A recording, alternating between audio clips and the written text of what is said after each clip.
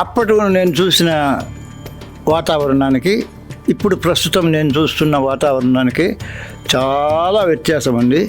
నిర్వాహకులైనటువంటి శ్రీ గట్టు శంకర్ గారు, ఆయన సతీమణి శ్రావణి గారు, వారి శ్రమలు, వారి యొక్క శ్రద్ధ నన్ను చాలా ఆకర్షిస్తున్నాయండి.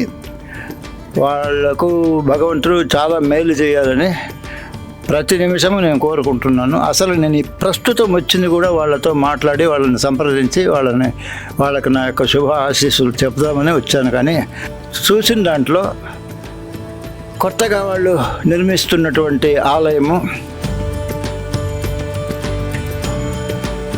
ఇకపోతే అమ్మా నాన్న అనాథ ఆశ్రమాన్ని ఏ విధంగా వాళ్ళు వృద్ధి చేశారు అనేటువంటిది చూసినప్పుడు మనలాంటి వాళ్ళు ఏమి చేయలేకపోతున్నామే, వీళ్ళు చేసే వాళ్ళకైనా మన చేత అయిన సాయం చేద్దామా, మా చేత అయినటువంటి సహకారం సాయం కాదు సహకారం అందించాలనేటువంటి ఒక ఉబలాటతో ఉన్నానండి.